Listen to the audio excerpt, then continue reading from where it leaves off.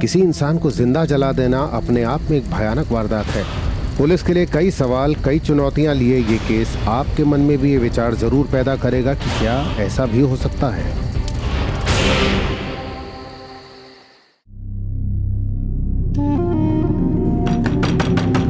आई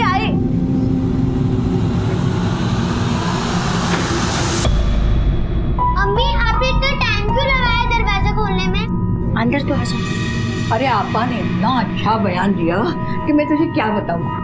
अरे काश तो भी सुन पाती। मम्मी क्या कर रही थी आप इतनी देर से? बेटा वो मैं सेवैयां बना रही थी। सिमैया, वो तो मुझे बहुत पसंद है, मेरी प्यारी अम्मी।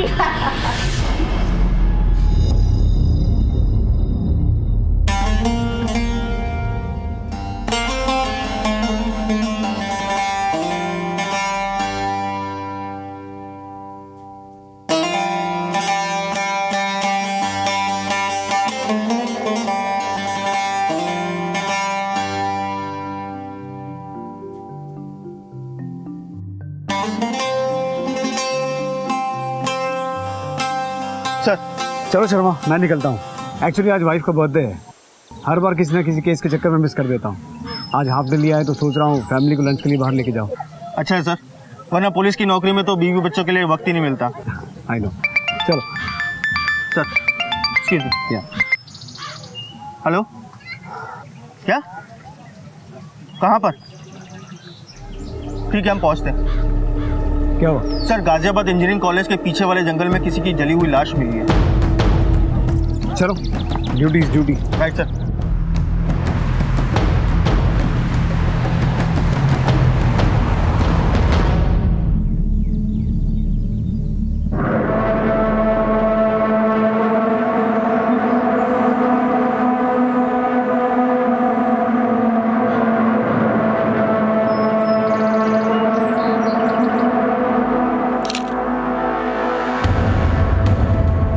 सबसे पहले पीसीआर को फोन किसने किया? सर इस आदमी।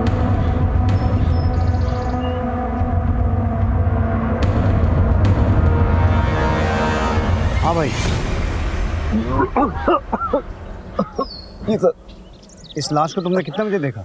सर मैं लगभग 6:30 बजे सुबह दासना की तरफ जा रहा था। अचानक इतनी तेज बदबू आई सर कि मैंने अपनी बाइक रोकी और देखा तो ये लाश जल रही थी सर।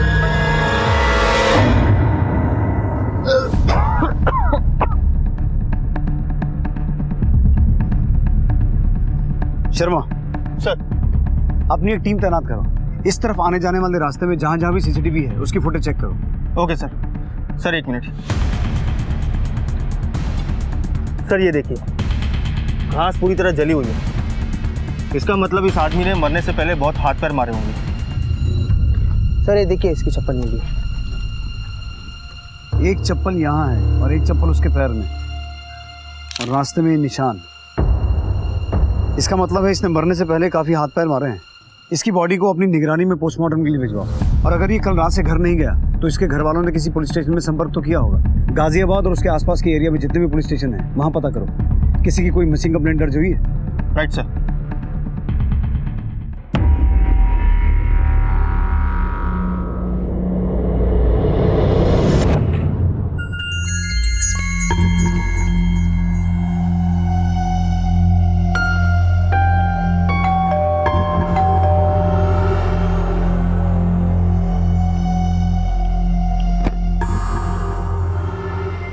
वो बगल में मनोहर भाई रहते हैं ना, उन्होंने बताया आपको काम वाली बाई की ज़रूरत है। पूरे महीने का 2000 रुपया दे पाऊंगी, चलेगा तुमको?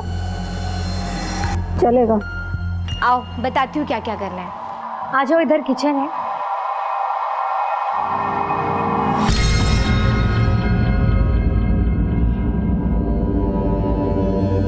अरे वहाँ क्या कर रही हो, यहाँ आओ।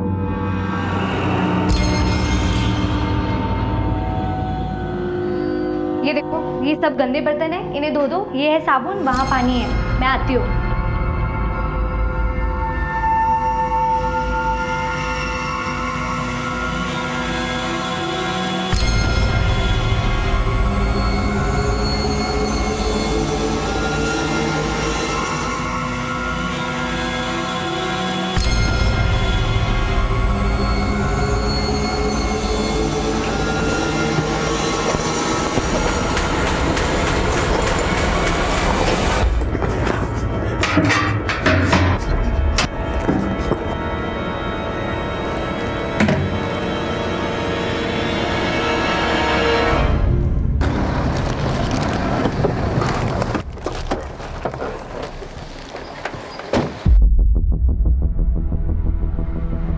सर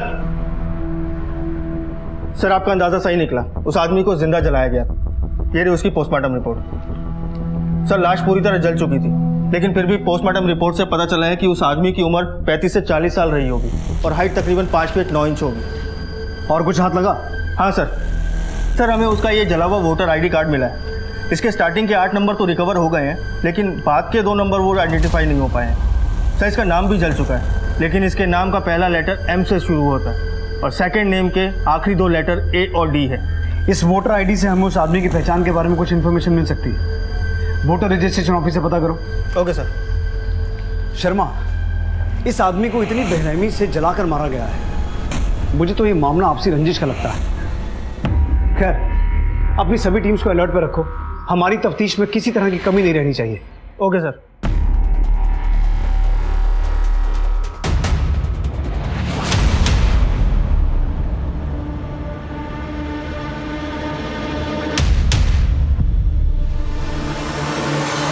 सर ठीक है, मैं बाद में फोन करता हूँ। सर मैंने वोटर रजिस्ट्रेशन ऑफिस में जाकर उस जली हुई ID की इंक्वायरी की।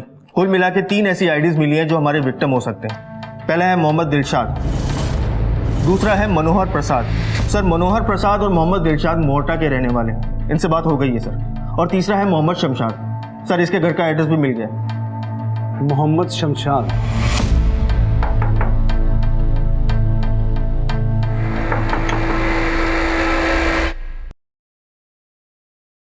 जी मोहम्मद शमशाद का घर यही है? जी हाँ, यही है। क्या बात है साहब?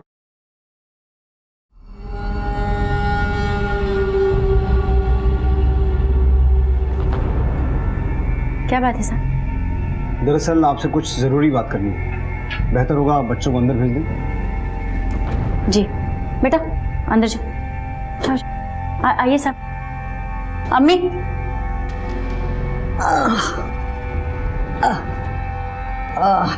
जी कहिए साहब। आपके पति कहाँ हैं?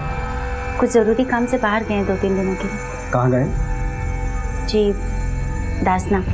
तो जब से वो दासना गए हैं, आपकी उनसे कोई बात हुई या उनका कोई फ़ोन आया? सब वो सफ़र के दौरान जनरली बात नहीं करते। ज़रा फ़ोन करके पूछिए कहाँ है वो। जी।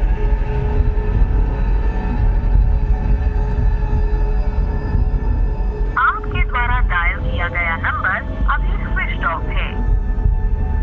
फ़ोन बंद है साहब। क्या बात है, आप लोग उनके बारे में इतना पूछताछ क्यों कर रहे हैं? ज़रा इस सामान को गौर से देखिए। आपके पति का है क्या?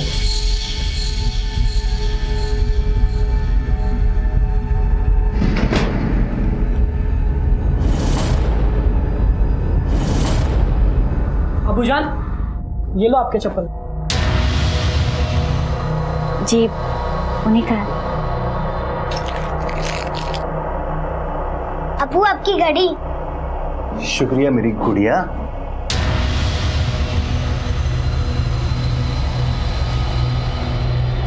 ये सब सामान उन्हीं का है साहब। पर ये सब आपको कहाँ से मिला और आप मुझे क्यों दिखा रहे? हुआ क्या है साहब? दरअसल हमें दासना के पास वाले जंगल से एक जली हुई लाश मिली है और उस लाश के पास से हमें ये सामान मिला है। हमें ऐसा लगता है कि वो लाश आपके पति की है। नहीं साहब,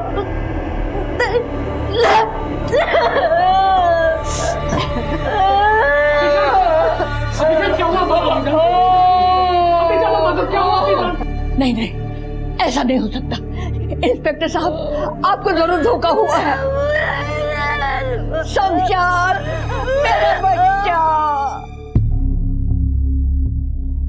आपके पति दासना क्यों जाते थे?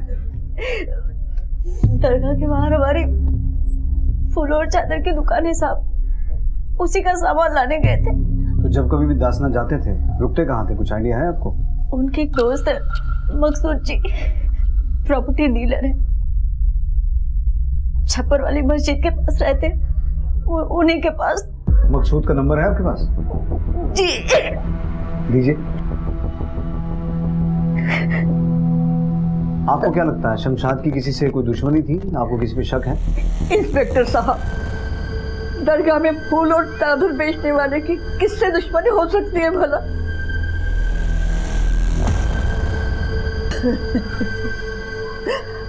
ठीक है, जब तक सारी फॉर्मेलिटीज पूरी नहीं हो जाती आपके पति की बॉडी हमारी कस्टडी में रहेगी। जैसे ही फॉर्मेलिटीज पूरी हो जाएंगी हम बॉडी आपको हैंड ओवर कर देंगे। शमशाद के कॉल रिकॉर्ड्स निकालो और उसकी निजी जिंदगी के बारे में जितनी मालूमात इकट्ठा हो सके करो।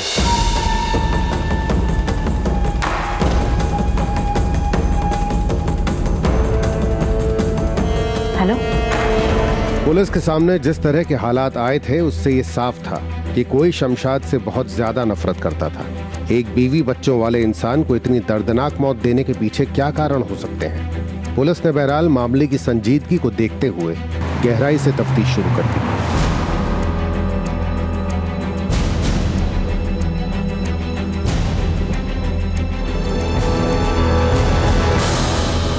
नहीं सर, शमशाद मेरे पास तो नहीं आया था। लेकिन उसकी बीवी नफीसा ने तो हमें बताया कि वो यहाँ आने वाला था। सर, उसकी बीवी की हर बात का आप यकीन नहीं करें ना तो बेहतर है। क्यों? खुश नहीं था अपनी बीवी के साथ में वो। दोनों के बीच में हमेशा से अनबन थी। पर बात क्या हुई? क्या बताऊं यार, परेशान हो गया हूं अपनी जिंदगी से।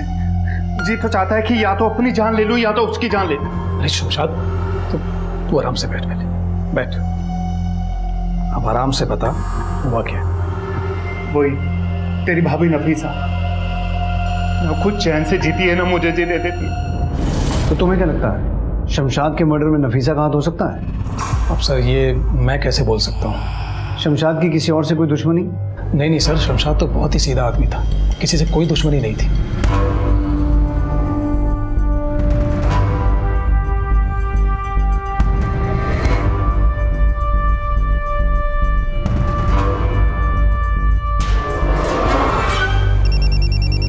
हेलो, ठीक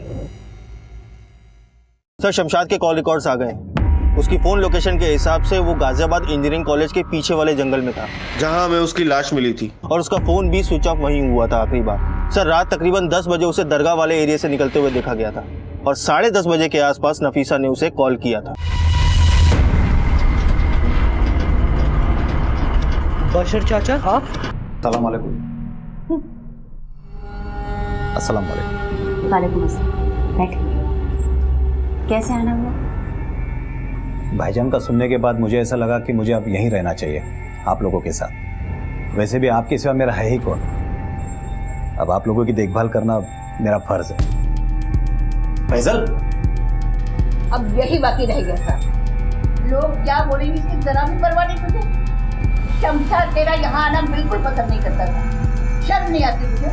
शमशाद को बहुत सी चीजें पसंद नहीं थी खालाजान, नफीसा भी नहीं और शायद आप भी नहीं।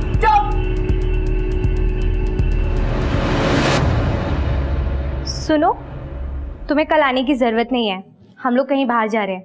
और ये सब छोड़ो, एक काम करो, ये पानी अंदर जाकर फेंक दो, जाओ। सुधाकर, तुम्हें तैयार नहीं होना है क्या? आओ जल्दी। ठीक है, आता हूँ।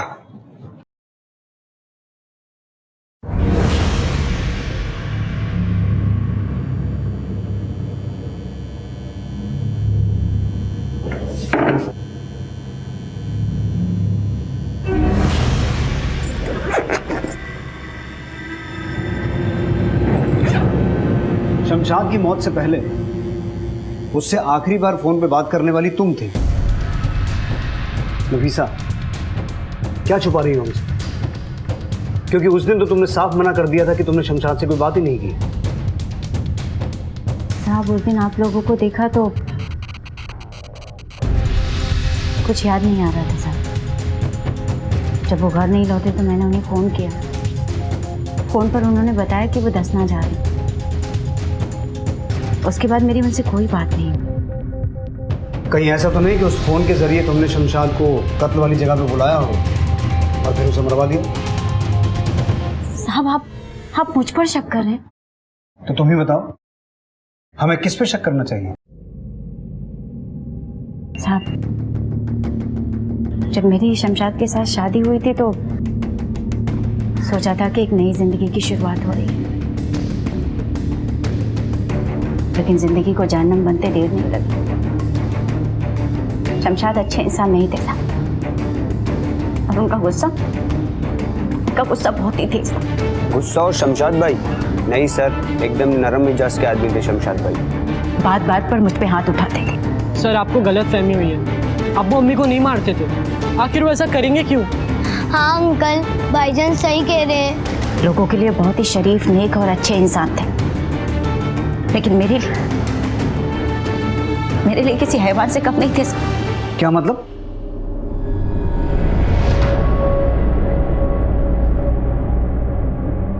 ये निशान देख रहे हैं साहब, ये निशान उनके मुझ पर दिन रात किए गए जुल्मों की कहानी। कहीं कुछ भी हो, किसी से भी खपा हो, लेकिन गुस्सा केवल मुझ पर उतरता।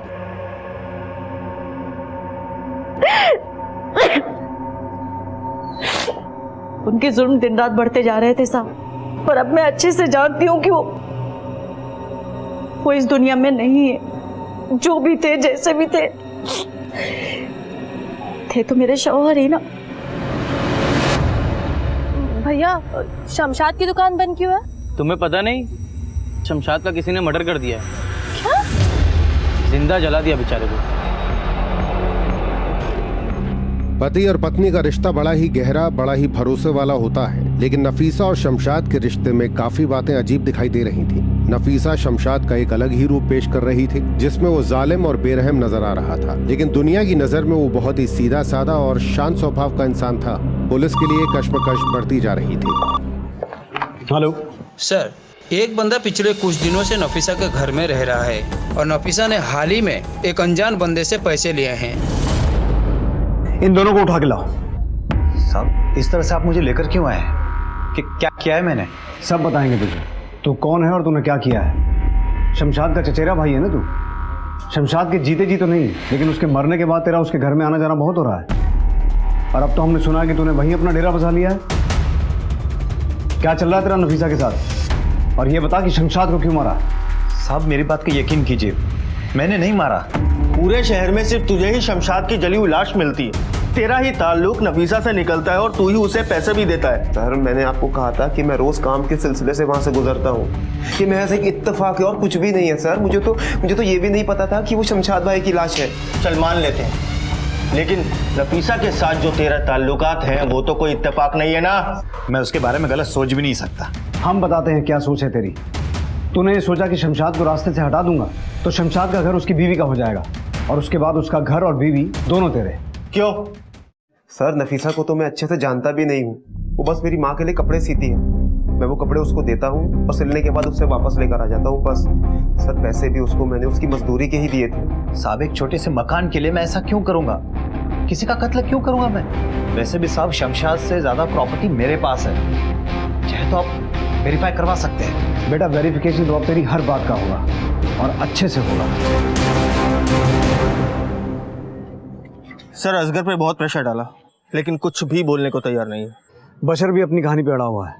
इस केस को लेकर हमारे हाथ में कोई ठोस इन्फॉर्मेशन नहीं है। उधर से मीडिया ने भी शोर मचाना शुरू कर दिया। एक सेकंड सर। हेलो, अच्छा, एड्रेस बताओ। ठीक है। क्या हुआ? सर, शमशाद के कॉल रिकॉर्ड डिटेल में चेक किए तो एक चौंकाने वाली बात सामने आई है। उसे 3 महीने से एक नंबर से कॉल आ रहे थे। किसी सुनीता सिंह नाम की लड़की के नाम रजिस्टर्ड है और एड्रेस है राजनगर के ब्लॉक का। सुनीता सिंह? जानता नहीं तूने किससे पंगा लिया है। 1 मिनट में दिमाग सही करवा दूंगा और काम हो जाना चाहिए। पापा, खाना तैयार है। चल।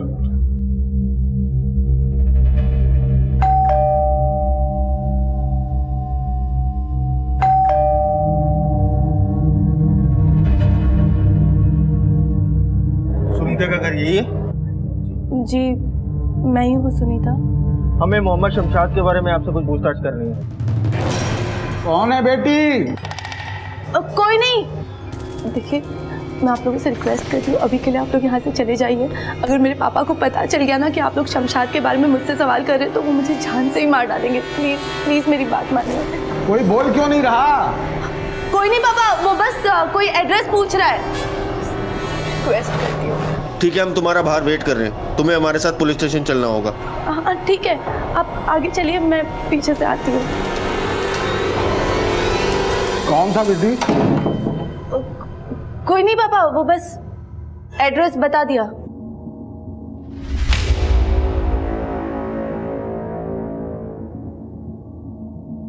जनवरी 2016 से लेकर 13 मार्च 2017 तक तुम शमशाद से कॉन्स्टेंटली टच में थी।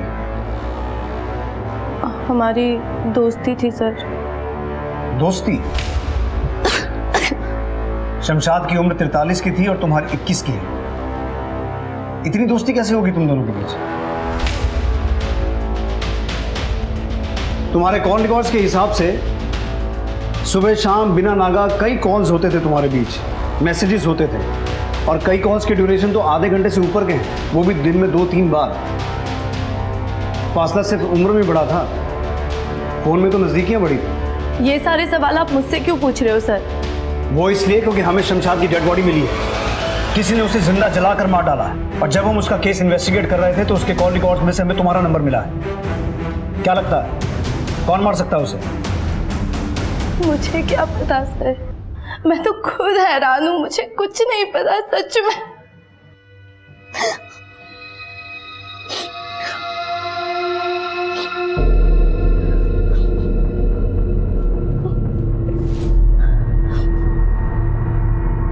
सर, मेरा परिवार बहुत ही दकियानुसी विचारधारा का है। मैं लड़की हूं ना, इसलिए स्कूल की पढ़ाई खत्म होते ही बस मुझे घर के कामकाज में लगा दिया। बाहर जाने के नाम पे मैं बस दरगाह तक ही जा सकती थी, और वो भी इसलिए क्योंकि उसमें मेरी माँ का विश्वास था। मैं शमशाद से पहली बार दरगाह में ही मिली थी सर। फूल मैडम, चप्पल इधर उतारिए मैडम। आइए मैडम, बाबा के लिए चादर लेके जाइए, बाबा मन्नत पूरी करें। आइए मैडम, आइए, जूते चप्पल इधर उतारिए मैडम। जी, वो चादर दिखाना मुझे। कितना रुपए? आप चादर चढ़ा कर आइए, पैसे हम बाद में देंगे।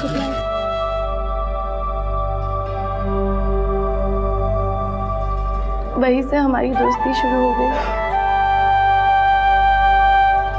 भीड़ में भी हमारी निगाहें एक दूसरे को ढूंढ ही लेती थी सर। हम धीरे धीरे एक दूसरे का दुख दर्द बांटने लगे। शमशाद पहला ऐसा मर्द था जिसने मुझसे इतनी इज्जत से बात की थी सर।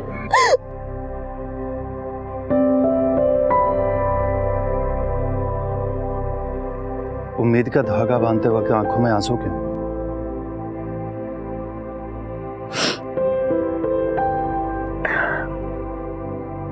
क्योंकि मेरी जिंदगी थमने वाली है। मेरे पापा मेरी शादी जबरदस्ती करवा रहे। 22 साल की उम्र में शादी, 23 में बच्चा, और 25 में तो जिंदगी दोपहर पकड़ लेती है। तुम चाहो तो हालात बदल भी सकते हैं।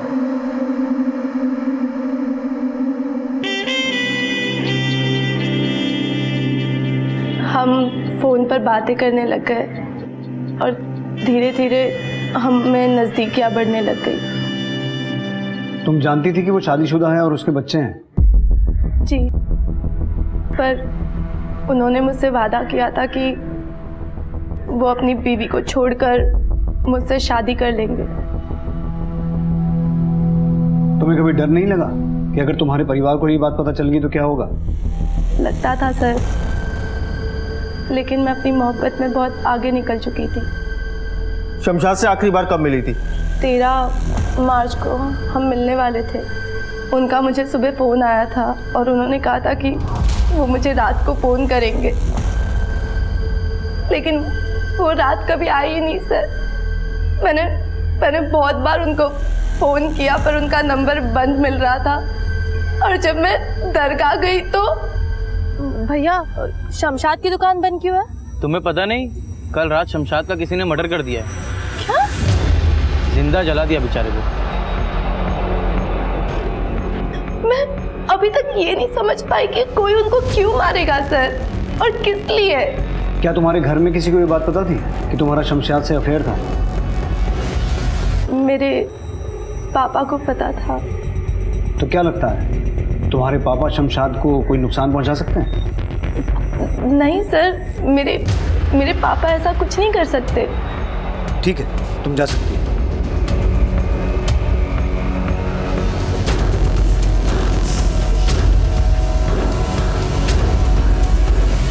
सर शमशाद शादीशुदा होते हुए भी दोहरी जिंदगी जी रहा था। कहीं उसकी मौत की वजह उसका ये अफेयर ही तो नहीं? एक काम करते हैं, इस केस के सिरों को एक एक करके खोलते हैं। सुनीता के पिता को बुलाओ। Okay sir.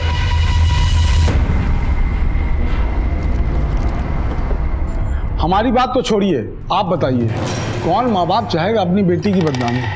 तो इसका मतलब ये हुआ कि शमशाद को आपने मरवाया है? मरवाना तो चाहता था, पर कोई अपना पहले से ही हाथ साफ कर गया। आपको जरा सा अंदाजा भी है कि आप क्या बात कर रहे हैं? जी हाँ, अच्छी तरह से। अब मुझे इजाजत दीजिए। नमस्कार।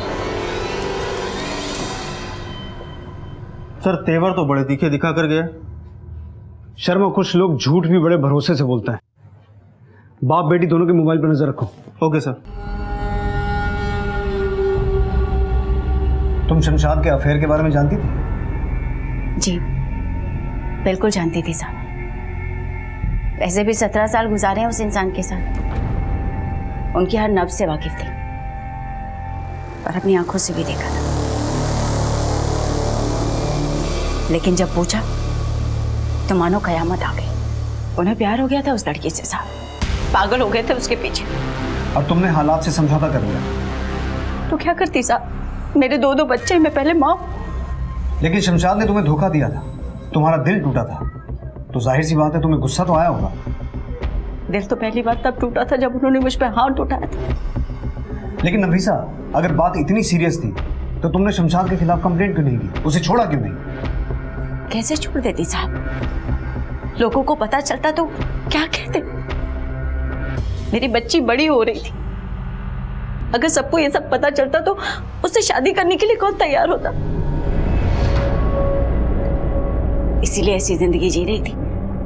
और वैसे भी घर तो उनसे ही चलता था ना साहब। मैं छोड़कर जाती भी तो कहाँ जाती? क्यों? सिलाई का काम तो करती हो ना तुम? हाँ साहब, लेकिन उससे गुजारा नहीं होता, इसलिए मजबूरी और बेबसी की जिंदगी जी रही थी।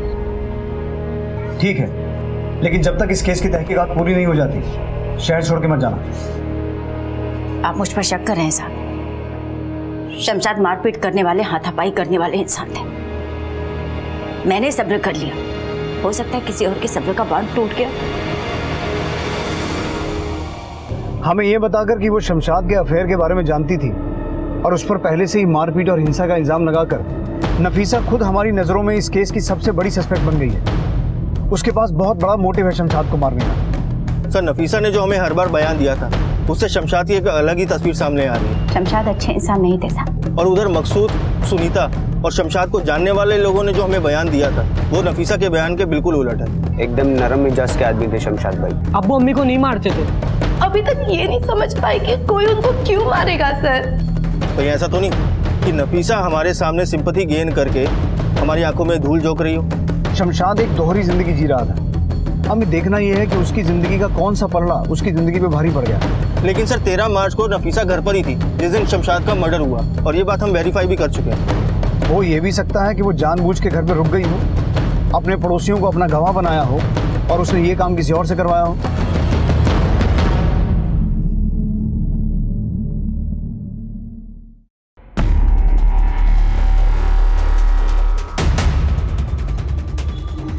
क्या कर रही हो तुम? कुछ नहीं मैम साहब, बर्तन धो रही थी। अच्छा एक काम करो, बाथरूम में कपड़े पड़े हैं वो लेकर आओ। ठीक है मैम साहब।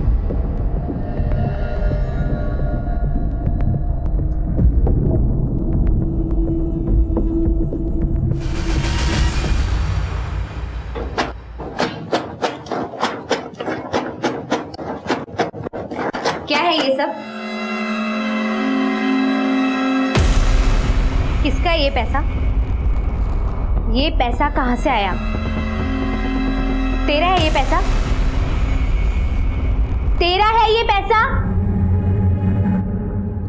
दूसरे के घर से चोरी करके मेरे घर में छुपाने के लिए आई है? सच सच बता दे किसका है ये पैसा? देख आखिरी बार पूछ रही हूँ, बता दे पैसे।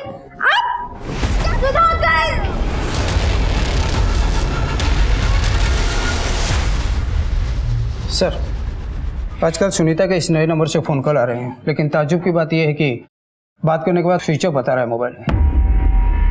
इस नंबर की डिटेल निकालो, पता करो किसके नाम पर रजिस्टर्ड है। Okay sir. Sharma sir, Sunita और नफीसा दोनों पर नजर रखो 24 घंटे। Okay sir.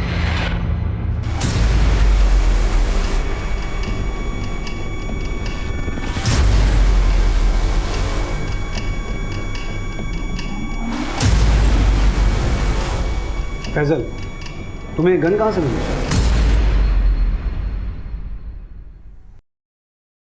सर वो अब्बू की अलमारी से।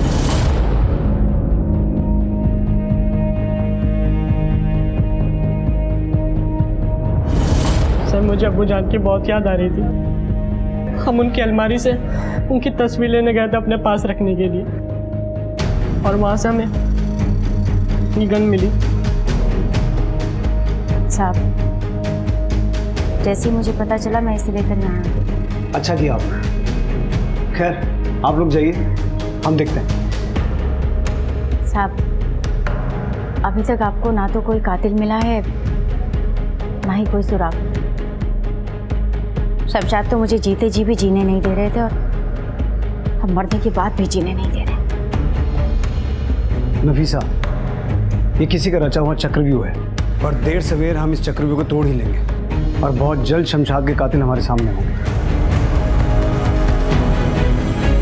जाओ।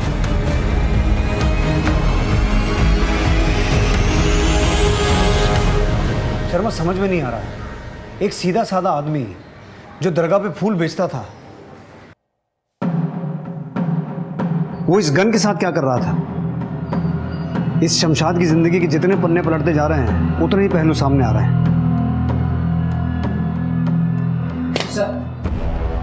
सर सुनीता के मोबाइल पे जिस नंबर से कॉल आया था, उसके एड्रेस पे सतविंदर सिंह नाम का कोई आदमी किराए पे रहता था, लेकिन 2 साल पहले ही वो घर छोड़ के चला गया। अब किसी को नहीं मालूम वो कहाँ पे रहता है। शर्मा सर, अपनी टेक्निकल टीम से कहो कि उस नंबर को ट्रैक करें, और वो नंबर जैसे ही ऑन होता है उसे ट्रेस करते रहें। एंड वेरी इंपॉर्टेंटली पहले ये पता लगाओ कि ये गन किसकी है, किसके नाम पर रजिस्टर्ड है। ये बहुत बड़ा कांड है शर्मा। हेलो सर, उस गन की डिटेल मिल गई है। वो शमशाद के दोस्त मकसूद के नाम रजिस्टर्ड है, और वो गन डासना से खरीदी गई थी। हाँ सर, हाँ वो गन मैंने ही दी थी शमशाद को। सर वो करीब 15 दिन पहले आया था मेरे पास, बहुत ही बुरी हालत में था। मकसूद देख, मेरी जान खतरे में, अपनी हिफाजत के लिए मुझे तेरी गन चाहिए।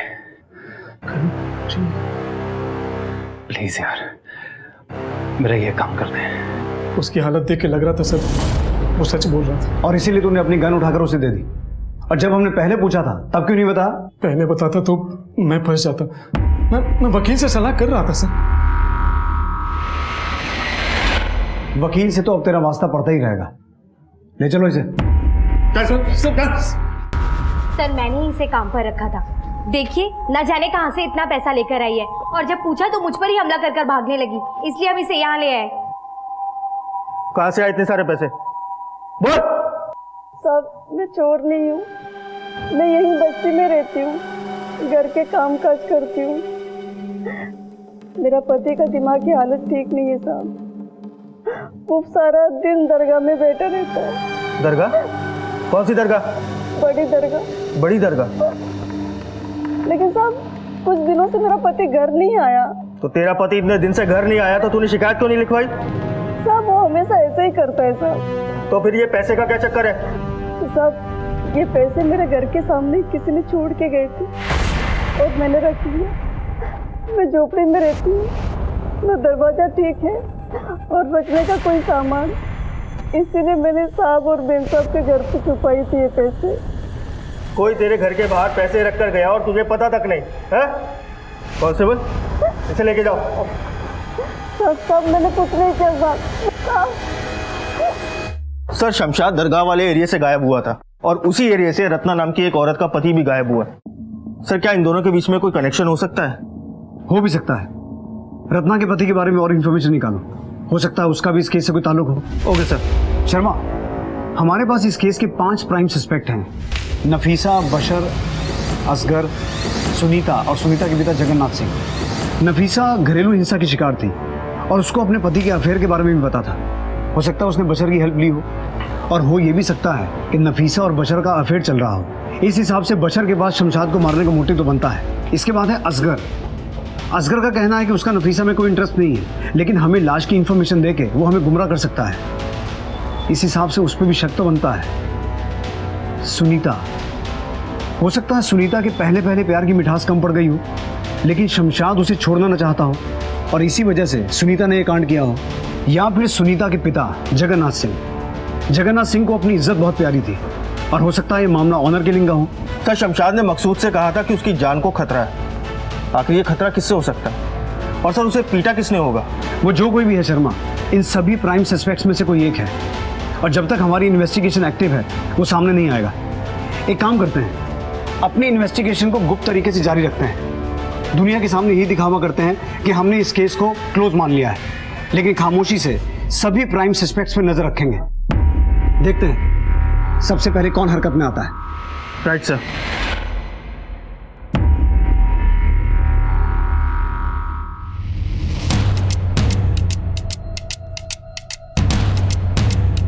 सर, सतविंदर सिंह का फोन अभी अभी एक्टिव हुआ है और चंडीगढ़ की तरफ ट्रैवल कर रहा है। शर्मा, अपनी टेक्निकल टीम से हेल्प लो और सतविंदर के फोन की लाइव लोकेशन को फॉलो करो और सबसे जरूरी, इस केस के जितने भी सस्पेक्ट हैं सब पर नजर रखो। Okay sir.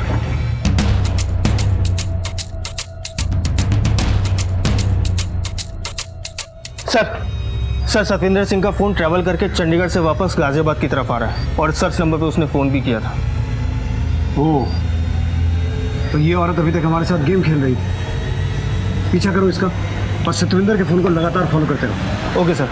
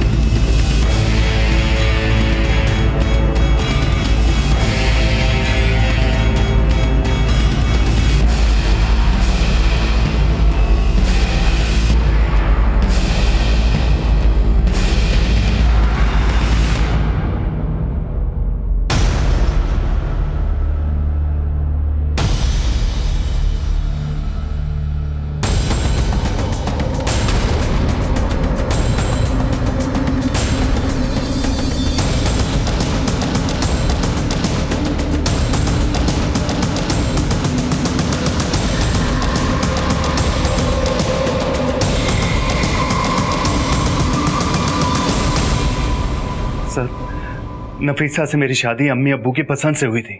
आपसी रिश्तेदारी में, मजबूरी में नफीसा से मैंने रिश्ता तो जोड़ लिया, लेकिन दिल नहीं जोड़ पाया। जैसे तैसे जिंदगी चला रहा था। फिर सुनीता मेरी जिंदगी में आई, मुझे इससे इश्क हो गया। मैं चाहता तो नफीसा को तलाक दे सकता था, लेकिन पूरे खानदान में बदनामी हो जाती। मुझे कोई ना कोई हल तो निकालना ही था सर। सुनीता से ताल्लुकात रखने की वजह से मुझ पर पहले भी हमला हो चुका है। सुनीता दूसरे मजहब की है। इसके घर वाले कभी भी हमारे इस रिश्ते को मंजूरी नहीं देते। मैंने सोचा मैं क्यों ना अपनी हस्ती ही मिटा दूं और मामला ठंडा होने पर सुनीता के साथ कहीं दूर निकल जाऊं। मैंने दासना में एक मरे हुए आदमी के नाम पर सिम लिया और उसी नंबर से मैं सुनीता को फोन करता था और बाद में फोन ऑफ कर देता था। तो तेरी इस सोच की वजह से एक बेगुनाह की जान गई। कौन था वो? एक आदमी अक्सर दरगाह के बाहर बैठा करता था। वो लगभग मेरे ही कद का ठीका था। मैंने उसे मेरे कपड़े दिए, उसे बराबर आ गए। वो पागल नहीं था, लेकिन कुछ अजीब सा था। उसकी बीवी सुबह उसको दरगाह पर छोड़कर जाती थी और रात को ले जाती थी। तो तूने उस भिखारी को टारगेट किया? मैंने सोचा अगर मैं इसको मार दूं और दुनिया को ये यकीन दिला दूं कि वो मैं हूं, तो मेरा सारा काम आसान हो जाएगा। मैंने उस आदमी को एक सुनसान जगह पर बुलाया वो मेरे ही दिए हुए कपड़े पहन कर आया। फिर मैंने उसे अपनी घड़ी, अपना पर्स और कुछ पैसे उसे दिए। सुनीता ने मुझे कुछ रुपए दिए थे। मैंने उस आदमी का एक बार पीछा किया था। उसकी एक बीवी है, एक बच्चा है। मैंने एक पैसों से भरा हुआ बैग उसके घर के बाहर रख दिया। मैं जानता था सर उसकी फैमिली है।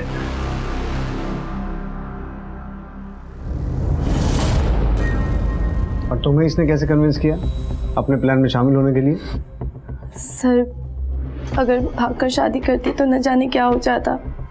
पापा ने पहले भी शमशाद को पिटवाया है, अब की बार तो जान से ही मार डालते।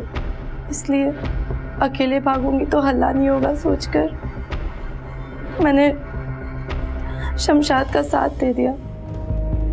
प्लान अच्छा बनाया था तुमने, कामयाब भी हो गए। अब इस कामयाबी का इनाम भी मिलेगा, जिंदगी भर जेल में रहना दोनों।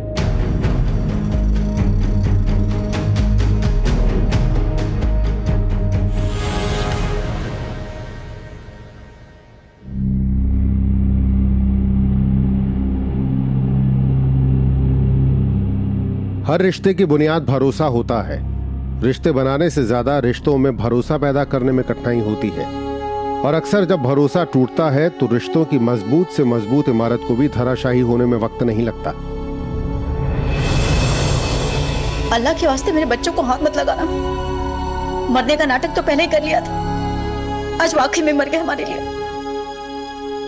वो एक साथ जिंदगी गुजार तो रहे थे, लेकिन कभी एक नहीं हो पाए थे, एक दूसरे को अपना नहीं पाए थे, और अंजाम इतने खतरनाक और भयानक रूप में सामने आया।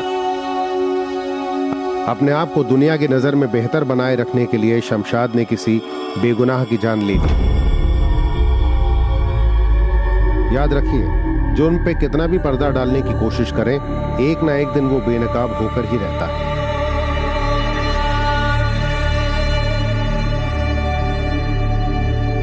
देखते हैं हमारे आज के एपिसोड की दूसरी कहानी।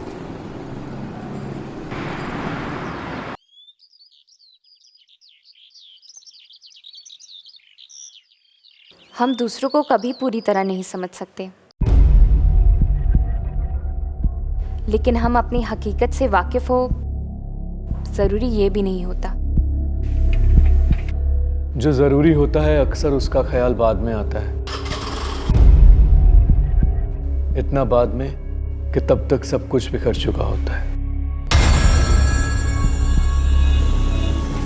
हम सब एक जैसे नहीं होते, किसी में कोई खामी, किसी में कोई खूबी, कोई कमजोर, कोई स्ट्रांग, कोई सीधा तो कोई शातिर।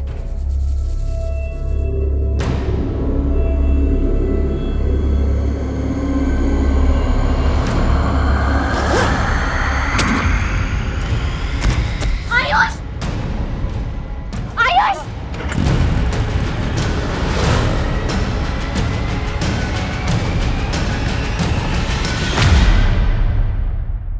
लोगों से अच्छी तरह से पूछताछ करो। देखो क्या कहते हैं वो लोग। सर, पीतमपुरा चौराहे के पास एक आदमी पे गोली चली है, उसकी बीवी उसके साथ थी, वो उसे हॉस्पिटल लेके गई है। एक काम करो, वर्मा और तुम क्राइम सीन पे जाओ, देखो मामला क्या है। मैं और यादव हॉस्पिटल जाते हैं। ठीक है सर।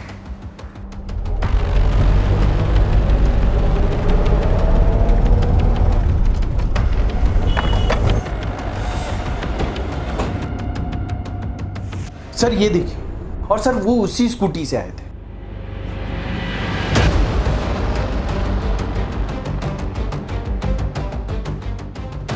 सर, जब वो आदमी भाग रहा था तो मैंने अपने मोबाइल से उसका फोटो लिया था। वर्मा सर, इस फोटो को सभी बीट चौकी में सर्कुलेट करा दो, quick. Sir, DL XX A 1219, जल्दी से पता करो ये बाइक किस नाम और एड्रेस पर रजिस्टर्ड है।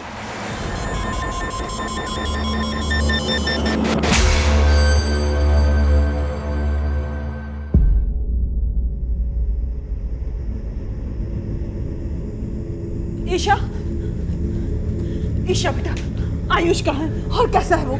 ये सब हुआ कैसे बेटा? आयुष!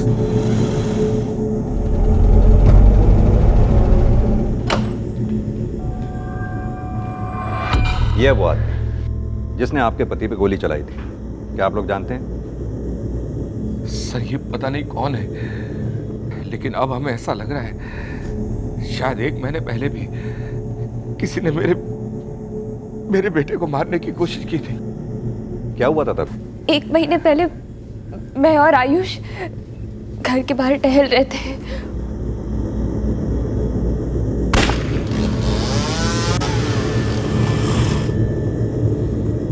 ईशा, आयुष, बेटा ये आवाज कैसी थी? मम्मी जी यहाँ से एक बाइक स्पीड से गई, लगता है साइलेंसर फट गया होगा उसका। सर तब तो हमें कुछ पता नहीं चला, लेकिन अगली सुबह पता चल गया।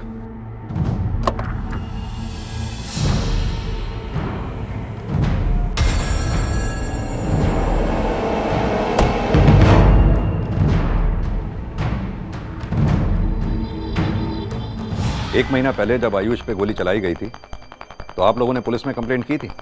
नहीं, क्योंकि आयुष को लगा ही नहीं था कि कोई उसे मारना चाहता है। कोई ऐसे ही गोली क्यों चलाएगा? सर बस यही हमसे गलती हो गई। जब ये सब हुआ तब आयुष ने बोला कि पापा ऐसे ही कोई सिरफिरा होगा, वरना हमारी दुश्मनी है क्या किसी से जो कोई हम पे गोलियां चलाएगा? लेकिन बेटा गोली तो चली ना। हाँ गोली चली है, लेकिन लगी थोड़ी ना है। लेकिन अब आयुष को गोली लगी है। आप लोग इस बात को इतना लाइटली कैसे ले सकते हैं? आप लोगों को किसी पे शक है जो आयुष को मारने की कोशिश करे? डॉक्टर, आयुष कैसे है? He is critical. उन्हें कुछ घंटों के लिए वेंटिलेटर पे रखना होगा। अभी कुछ नहीं कह सकते। Excuse me. बोलो शर्मा। सर वो शूटर की बाइक का नंबर फेक निकला सर। सर कोई शातिर इंसान है, हो सकता है पहले से ही प्लान किया हो। प्लानिंग तो थी, लेकिन शर्मा शूटर नौसिखिया है, क्योंकि 1 महीना पहले जब उसने इस लड़के पे गोली चलाई तो गोली लगी नहीं, और दूसरी बार गोली कंधे पे लगी। सर अगर शूटर नौसिखिया है तो ये भी हो सकता है कि कोई जान पहचान वाला हो। फिलहाल फैमिली ने किसी पे शक नहीं जताया। शर्मा एक काम करो, अपने खबरियों से पता लगवाओ कि ऐसा कौन सा कॉन्ट्रैक्ट किलर है जिसने बिना प्रैक्टिस के यह कॉन्ट्रैक्ट उठाया, और अपने एरिया में जितने भी हिस्ट्री शीटर हैं सबकी हाजिरी लो। इससे पहले कि शूटर अंडरग्राउंड हो जाए, उसे पहले ही उसे धर दबोचना है। ठीक है सर। हो सकता है आपके बेटे आयुष की या आपकी किसी से कोई पुरानी दुश्मनी हो जिसकी वजह से ये सब हुआ हो। ऐसा कुछ नजर तो नहीं आ रहा। आप तो आयुष की वाइफ है, आपको तो उसने बताया होगा कहीं उसके दोस्तों से या किसी से कोई इसका लड़ाई या झगड़ा? नहीं, आयुष ने मुझे कभी ऐसा कुछ नहीं बताया। आपको देखकर लगता है कि आप दोनों की नई शादी हुई है। जी सर, 3 महीने पहले ही इन दोनों की शादी हुई है। शादी से पहले भी आप दोनों एक दूसरे को जानते थे? मेरा मतलब ये लव मैरिज है? नहीं सर, हमारी अरेंज मैरिज हुई है। अच्छा, 1 महीने पहले जो आप दोनों पे अटैक हुआ था उसमें जो बुलेट मिली थी वो कहाँ है?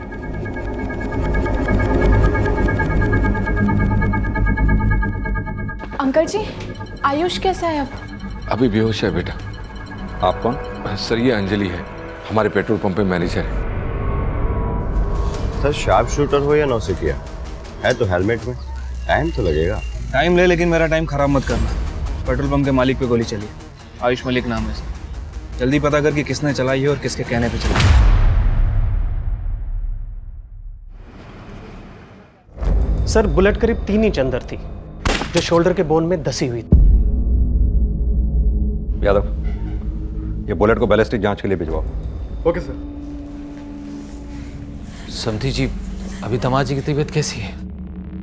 भगवान का लाख लाख शुक्र है कि उसकी जान बच गई। अगर उसे कुछ हो जाता ना तो मैं तो जीते जी मर जाती। धीरज रखिए समधिन जी, सब ठीक हो जाएगा।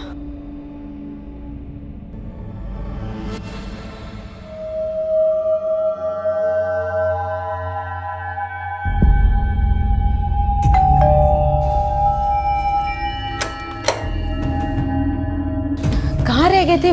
बहुत देर हो गई तुम्हें आने में। अरे ऑफिस में बहुत काम था आज।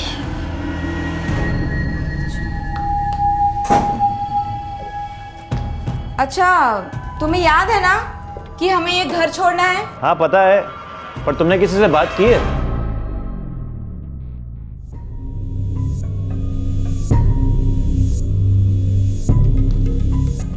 सर ये देखिए, ये शूटर दूसरे एरिया के सीसीटीवी में कैप्चर हुआ है। और सर ये जो गली है ये आयुष और ईशा के घर के पीछे से जाती है।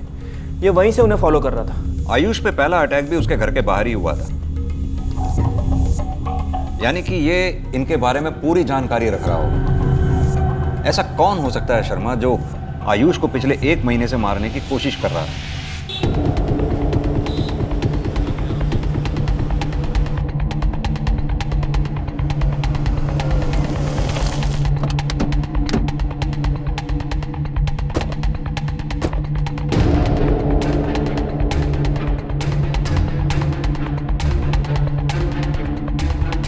पुलिस अब आयुष पे हुए हमले का मोटिव ढूंढ रही थी। वहीं इस संभावना को भी खंगाला जा रहा था कि आयुष पे गोली चलाने वाला कोई कॉन्ट्रैक्ट किलर था या आयुष की फैमिली से जुड़ा कोई ऐसा शख्स जिसकी भनक उनको भी नहीं थी। पर क्या आयुष उसको जानता था? ये राज आयुष के होश में आने तक महफूज था और जल्द ही आयुष को होश आ गया।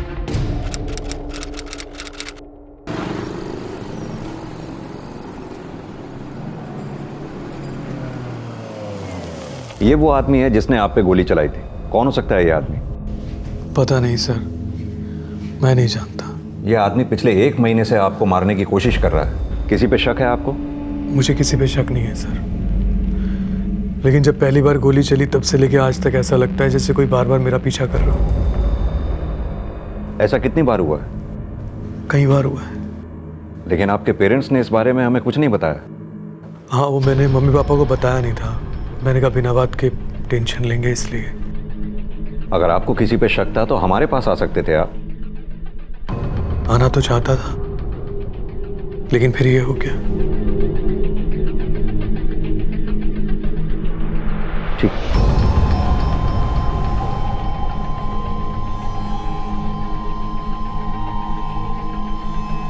क्या लगता है सर, ये आयुष वाकई सच बोल रहा है?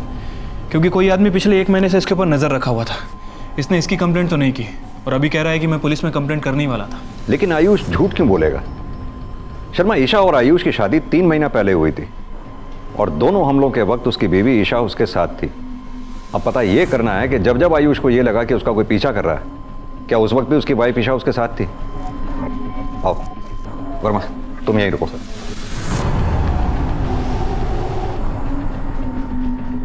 ईशा जी, क्या 2 मिनट के लिए आप बाहर जा सकती हैं?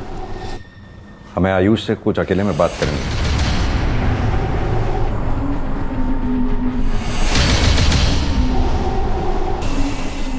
ओके।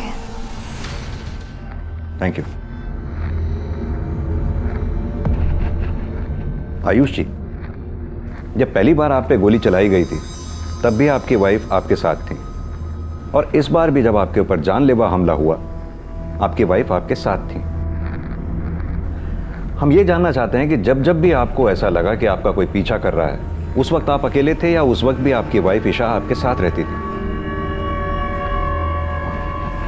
ईशा मेरे साथ ही होती थी, लेकिन आप लोग ऐसे क्यों पूछ रहे हैं? देखिए आयुष जी, आपके ऊपर जानलेवा हमला हुआ है और आपकी फैमिली किसी पे शक नहीं जता रही है, तो हमें तो डिटेल में पूछताछ करनी ही पड़ेगी।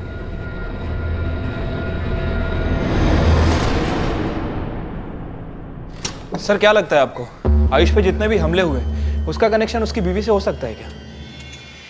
शर्मा, आयुष और ईशा की शादी को 3 महीने हुए और शादी के 2 महीने बाद से आयुष पे एक के बाद एक हमले का होना और दोनों हमलों के वक्त उसकी बीवी ईशा का उसके साथ होना, और इन दोनों हमलों के बीच जब जब आयुष को यह लगा कि उसका कोई पीछा कर रहा था, उस वक्त भी उसकी बीवी ईशा उसके साथ थी।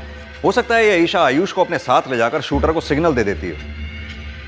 ये ईशा के अफेयर का एंगल इन्वेस्टिगेट करो, उसके कॉल रिकॉर्ड, शादी से पहले की एक्टिविटीज, सब कुछ अच्छी तरह से चेक करो।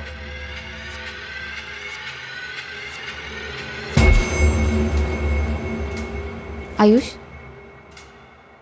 क्या हुआ? क्या सोच रहे हो? सोच रहा हूँ अगर मैं मर जाता तो तुम।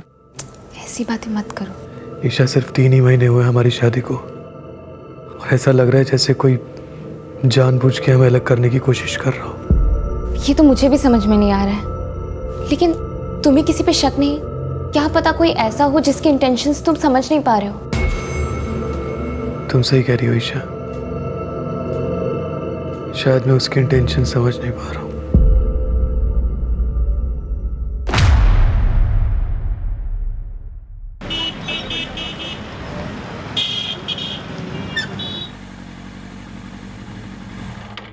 आइए।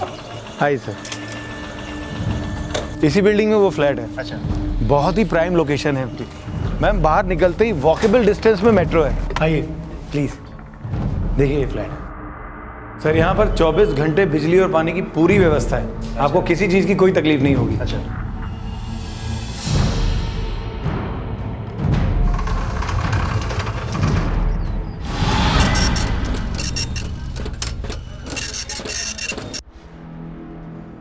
सर, ईशा मलिक के कॉल रिकॉर्ड्स। आयुष पे हुए अटैक में अब पुलिस ईशा के अफेयर का एंगल इन्वेस्टिगेट कर रही थी, लेकिन ईशा के कॉल रिकॉर्ड्स में शादी से पहले की उसकी एक्टिविटीज में भी ईशा के अफेयर का कोई क्लू हाथ नहीं लगा था। लेकिन पुलिस की थ्योरी अब भी ईशा और आयुष की शादी से ही जुड़ी हुई थी। शर्मा, जब अटैक हुए तो आयुष और ईशा दोनों साथ में थे, लेकिन पहले हमले में अटैकर अपना निशाना चूक गया। यह भी तो हो सकता है कि अटैकर के निशाने पर आयुष ना हो करके ईशा हो और गोली आयुष को लग गई। या फिर यह भी हो सकता है कि ईशा आयुष को नहीं, आयुष ईशा को मरवाना चाहता हो और ईशा को अपने साथ ले जाकर के शूटर को सिग्नल दे देता हो। इन दोनों पॉसिबिलिटीज के अलावा तीसरी पॉसिबिलिटी यह भी हो सकती है कि आयुष की लाइफ में कोई लड़की हो जो आयुष को प्यार करती हो, जो आयुष और ईशा की शादी से ना खुश हो। उसने किसी कॉन्ट्रैक्ट किलर को हायर किया हो इन पे अटैक करवाने के लिए। हो सकता है सर।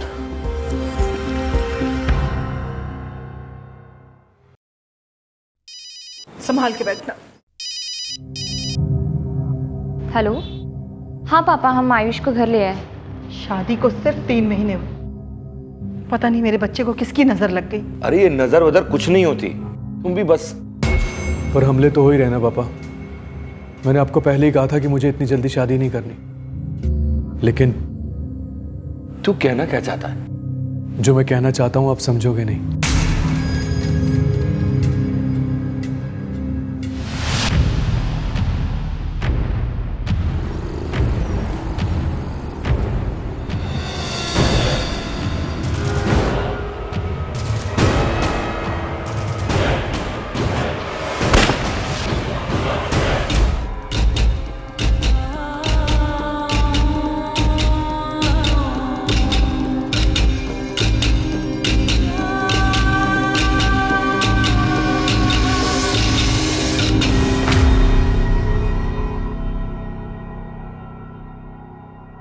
सर, आयुष के कॉल रिकॉर्ड से उसके लव अफेयर के बारे में कुछ पता नहीं चला है, लेकिन सर मैंने उसके फ्रेंड एकलव से बात की थी और उसने बताया कि सर आयुष की शादी से पहले किसी अफेयर का तो मुझे नहीं पता, लेकिन उसके पेट्रोल पंप पे जो मैनेजर है अंजलि, उसका और आयुष का काफ़ी अच्छा मतलब फ्रेंडशिप है। सर, ये अंजलि पिछले 4 साल से आयुष के पेट्रोल पंप पे मैनेजर है। सर, हो सकता है इनका रिश्ता एम्प्लॉयर बॉस के अलावा भी कुछ और हो। अगर ऐसा है तो अंजलि के कॉल रिकॉर्ड्स और एक्टिविटीज सब पता करो। अंजलि और आयुष दोनों से मिलो, देखो क्या कहते हैं। ठीक है सर।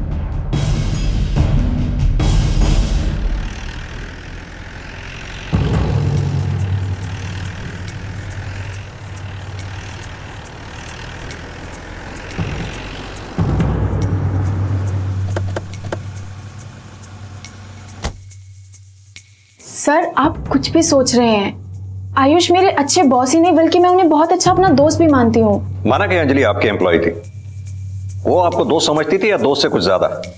पता नहीं, मुझे ऐसा कभी लगा नहीं सर।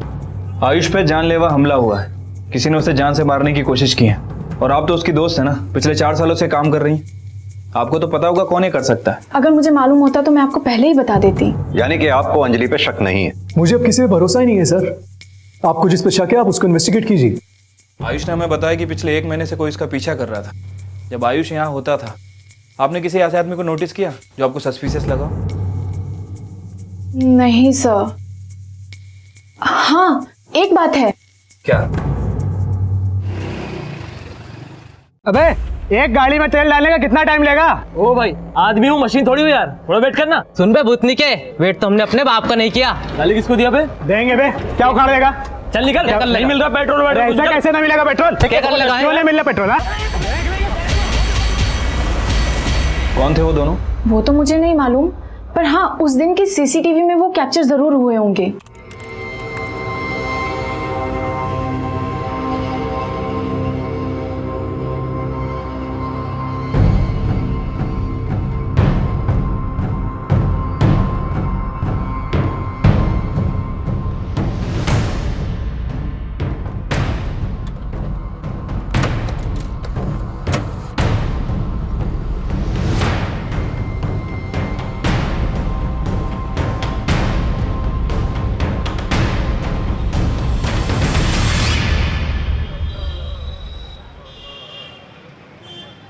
सर, क्राइम सीन में कुछ विटनेस ने बताया था शीना पे जिस आदमी ने गोली चलाई थी वो बाइक पे था और उसने हेलमेट पहन रखा था। लेकिन सर क्राइम सीन के आसपास कोई सीसीटीवी नहीं मिला। जोशी, अगर क्राइम सीन के पास सीसीटीवी नहीं मिला तो उसके आसपास का एरिया चेक करो। हो सकता है वो शूटर कहीं और कैप्चर हुआ हो। सर, क्या लगता है आपको ऐसा कौन हो सकता है जो आपकी बीवी को मरवा सकता है? सर मुझे कुछ समझ नहीं आ रहा। देखिए उदय जी, हमें पता चला है कि आपकी बीवी पर गोली चलाने वाला कोई बाइकर था। ऐसा कोई भी हिंट है आपके पास जो हमें उस किलर को पकड़वाने में हमारी मदद कर सकता है? वो बाइकर था? हाँ। किसी पर शक आपको? सर पिछले कुछ दिनों से एक आदमी को अपने घर के आसपास देखा था। वो भी बाइक पे होता था और हमेशा हेलमेट लगा रखता था।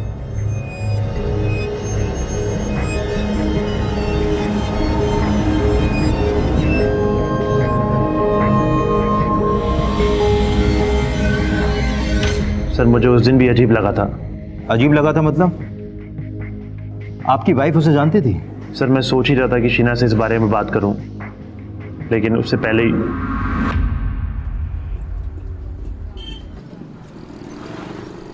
आयुष तुम कुछ दिन और आराम कर लेते हैं। वैसे भी जानता हूँ मेरी जान को खतरा है, लेकिन इसका मतलब ये नहीं कि दुबक के घर पर बैठा रहूं। लेकिन बेटा मुझे भी बहुत डर लग रहा है। जब तक वो हमला करने वाला पकड़ा नहीं जाता तुम घर से भी तो काम कर सकते हो ना बेटा। आपको फिक्र करने की कोई जरूरत नहीं है। जब तक आपका आशीर्वाद है ना, तब तक मेरा कोई कुछ नहीं बिगाड़ सकता।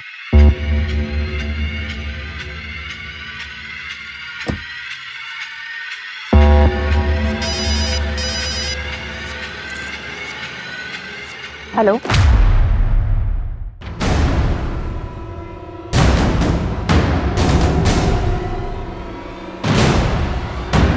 थोड़ा स्लो करना।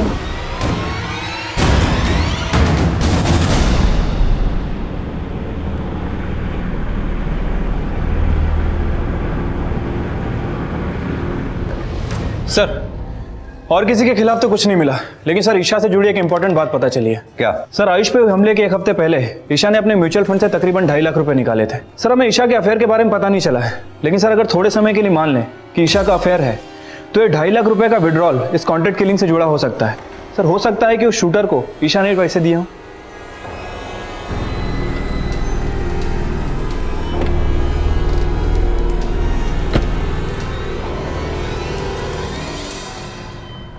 सर शीना पे जो गोली चलाई गई थी उसकी बैलिस्टिक रिपोर्ट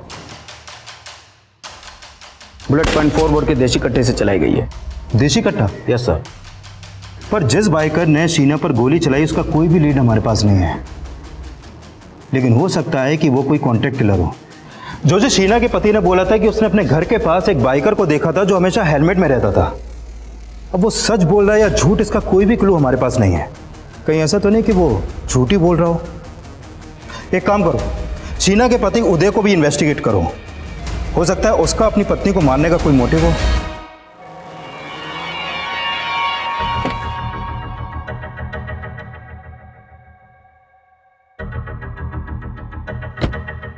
जी सर, आपने बुलवाया था? जी। 10 मार्च 2018 को जब आप पर पहली बार जानलेवा हमला हुआ, उससे ठीक एक हफ्ता पहले यानी 3 मार्च को आपकी वाइफ ने अपने म्यूचुअल फंड से 2.5 लाख रुपए कैश विड्रॉल किए थे। क्या ये बात आप जानते हैं?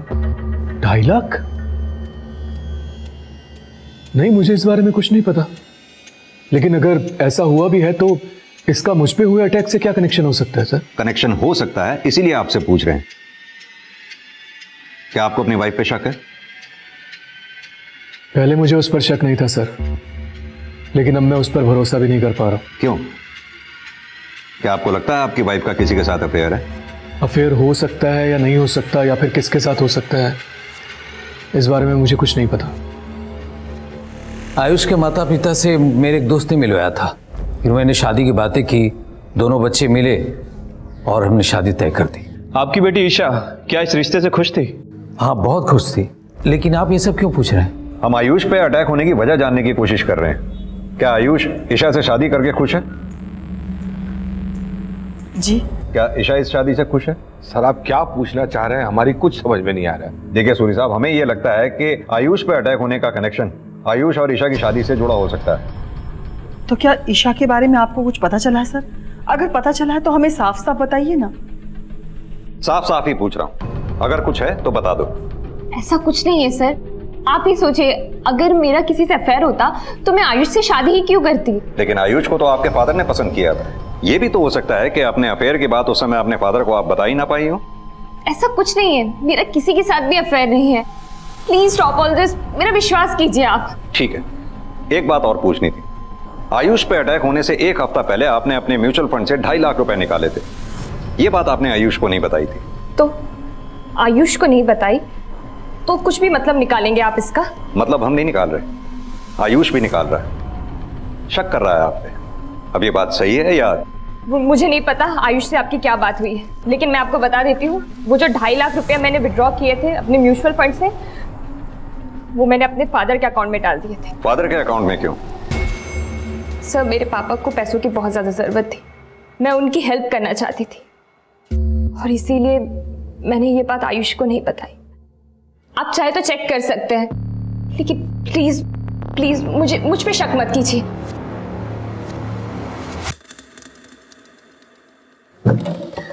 सर, ईशा ने अपने फादर के अकाउंट में सिर्फ 2 लाख रुपए जमा किए थे। सर, हो सकता है कि बाकी के 50,000 रुपए इस किलर को एडवांस देने के लिए रखे। ईशा के अफेयर की भी कोई बात अभी तक पता नहीं चली है, इसलिए मोटिव क्लियर नहीं होता। शर्मा, मुझे लगता है इन हमलों के पीछे वजह कुछ और ही है जो अभी तक हमारे सामने नहीं आ रही है। मतलब हम नहीं निकाल रहे, आयुष भी निकाल रहा है, शक कर रहा है आप पे।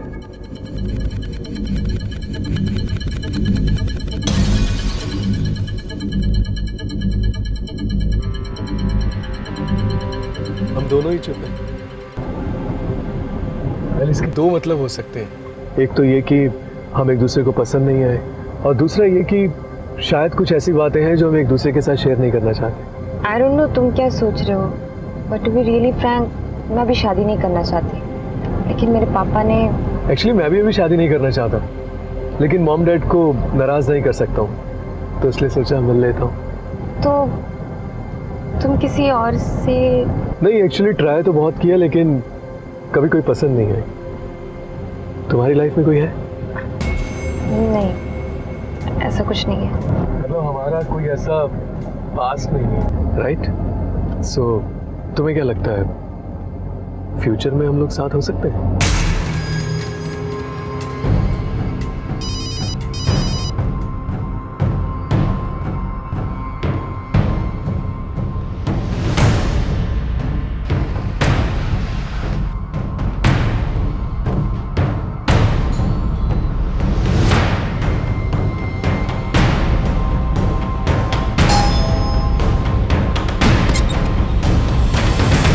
सर, आप लोग?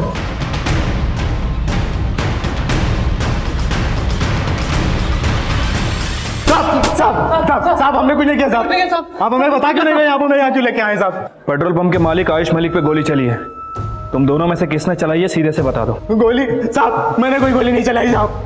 सर, मैंने भी गोली नहीं चलाई साहब। झगड़ा हुआ था तुम दोनों का आयुष मलिक से, झूठ बोलने की कोशिश करना नहीं। साहब, मैं मानता हूँ मेरा उसे झगड़ा हुआ था, लेकिन मैंने कुछ नहीं किया साहब। साहब, मैंने कुछ नहीं किया साहब। सिर्फ 10 मिनट दे रहा हूँ, डिसाइड कर लो तुम दोनों में से किसने किया। यादव, जब तक ये दोनों डिसाइड नहीं करते ना, ठोकते रहो इन्हें। साहब, मैंने कुछ नहीं किया साहब। मैंने कुछ नहीं किया साहब। सर, इन दोनों का आयुष से झगड़ा हुआ था, लेकिन ये दोनों कुछ बता नहीं रहे, और मैंने इनके बारे में पता भी किया। एक नंबर के बदमाश है सर। आयुष पे जब अटैक हुआ उस वक्त ये दोनों कहाँ थे, चेक किया तुमने? हाँ सर, जब आयुष पे हमला हुआ ये दोनों वहाँ नहीं थे, लेकिन सर ये भी हो सकता है कि इन दोनों ने ये काम इस शूटर से करवाया हो सकता है इन दोनों ने गोली चलवाई हो, लेकिन ये काम अंजलि भी तो करवा सकती है। सर, अंजलि करवा तो सकती है, लेकिन हमें अंजलि के खिलाफ कुछ मिला नहीं है। शर्मा, अटैकर जो कोई भी था बहुत शातिर, कोई भी सबूत नहीं छोड़ना चाहता था वो। लेकिन एक बात तो तय है, आयुष का इन दोनों से जिस तरह से झगड़ा हुआ, ये बात तो साफ है कि आयुष गर्म दिमाग का आदमी है। हो सकता है उसका ये बर्ताव औरों के साथ भी रहता हो। आयुष पे हुआ हमला वो दुश्मनी, दोस्ती, प्यार, शादी, इनमें से किसी एंगल से जुड़ा हुआ हो, या फिर ये शूटर वो कॉन्ट्रैक्ट किलर हो, या आयुष के परिवार का ये जानने वाला हो। कहते हैं शादी खुशियों का सफर होता है, लेकिन हम सफर वो ना हो जिसके हमने सपने देखे थे। तो हम ऐसे सफर पे होते हैं जहाँ से जिंदगी का हर एक पड़ाव किसी नरक से कम नहीं होता। गलत सिर्फ एक नहीं होता, ताली तभी बजती है जब दोनों हाथ जुड़े हों। लेकिन जब दो हाथ एक दूसरे को ठीक से थाम नहीं पाते तो रिश्ता कभी जुड़ ही नहीं पाता। जिसकी फितरत ही तोड़ने की हो, यदि वो जोड़ने की बात करे तो समझ लीजिए वो आपको तार तार करने वाला है। जिस रिश्ते में सुधार की गुंजाइश ही ना बचे वो हमेशा यूं ही तार तार होता है।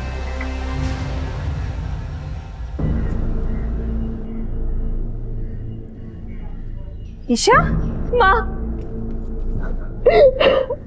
क्या हुआ बेटा? क्या हुआ ईशा?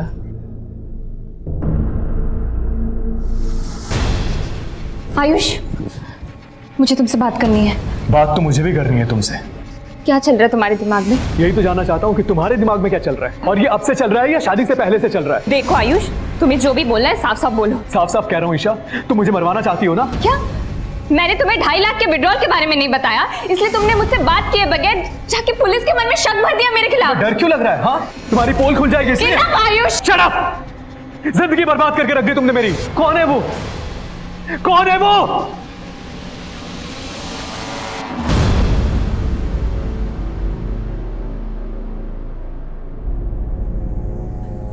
आयुष, तुझ पे ऐसा घिनौना आरोप कैसे लगा सकता है? और तुम्हारे सास ससुर भी उसी का साथ दे रहे हैं। पापा सब एक जैसे, सब मुझे ही गलत समझ रहे हैं।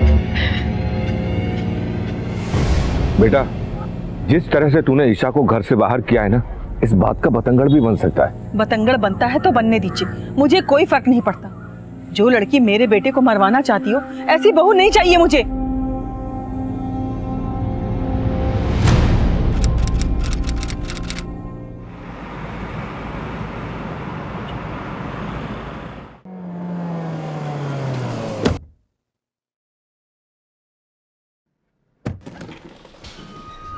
कहिए मिस्टर खत्री, आप मुझसे क्यों मिलना चाहते हैं? सर, ये कुरियर सुबह मेरे घर आया। आपने आयुष मलिक की शादी अपनी बेटी से करवा के बहुत बड़ी गलती की। आयुष ने मेरी बहन की जिंदगी बर्बाद की, उससे प्यार का झूठा नाटक किया, और जब वो प्रेग्नेंट हो गई तो उसे छोड़ दिया। आयुष की वजह से मेरी बहन ने सुसाइड कर लिया, इसलिए मैंने उसे कई बार मारने की कोशिश की, लेकिन अब मैं उसको नहीं छोड़ूंगी। यानी कि ये लेटर किसी लड़की ने लिखा है, उसी ने आयुष को मरवाने की कोशिश भी की। नंदिनी बिष्ट, कौन है ये? मुझे क्या पता है सर कौन है ये? मिस्टर खत्री, अगर इस लेटर में जो कुछ भी लिखा है वो सच है तो आपका दामाद इस नंदिनी बिष्ट को जरूर जानता होगा। आपने पता किया उससे या उसके फैमिली से? सर, ये लेटर लेकर मैं उन लोगों से बात करने वाला था, लेकिन वो लोग खुद ही मेरी बेटी पर शक कर रहे हैं। तो इसलिए अब आप अपने दामाद पे शक कर रहे हैं? शक तो होगा ना सर। मुझे पता है आप मेरी बेटी पे शक करते हैं, ये आपकी गलतफहमी है सर। और वैसे भी इस लेटर में साफ साफ लिखा हुआ है कि आयुष को कौन मारना चाहता है। आयुष ने उस लड़की को धोखा देके उसकी जिंदगी तो बर्बाद की ही, मेरी बेटी से शादी करके उसकी भी जिंदगी बर्बाद कर दी।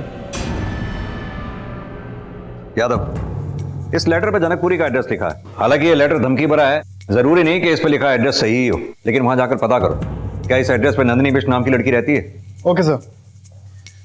क्या लगता है सर, हमें आयुष के अफेयर के बारे में कोई बात पता नहीं चली है, लेकिन अगर ये लेटर सच्चा है तो एक बात तो कंफर्म है कि नंदिनी बिष्ट ने ही आयुष को मारने की सुपारी शूटर को दी होगी, जिसने अपनी बहन की सुसाइड की बात उस लेटर में लिखी है। शर्मा, हो ये भी सकता है कि ये लेटर हमें इस केस से भटकाने के लिए भेजा गया है।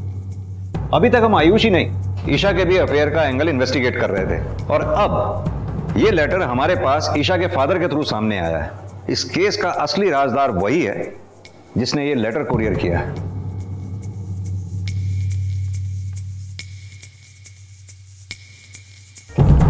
ये लेटर किसी नंदिनी नाम की लड़की ने आपके ससुर के घर पे कुरियर किया, जिसमें लिखा है कि आपने उसकी बहन के साथ अफेयर चलाया, बाद में उसको प्रेग्नेंट करके छोड़ दिया, जिसकी वजह से उसने आत्महत्या कर ली। क्या बात कर रहे हैं सर आप? एक सेकंड, सरासर झूठ है सर ये। मैं किसी नंदिनी नाम की लड़की को नहीं जानता और ना ही उसकी किसी बहन को जानता हूं। हो सकता है तुम जिस लड़की को जानते हो उसकी बहन का नाम नंदिनी ना होकर कुछ और हो। कौन है वो लड़की जिसे तुमने? सर, मैं आपको बता चुका हूं कि मैंने किसी के साथ कुछ गलत नहीं किया।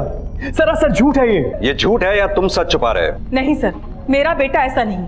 अब तो मुझे पूरा यकीन हो गया है, ईशा का किया छुपाने के लिए उसके माँ बाप हमारे साथ ये सब साजिश रच रहे हैं।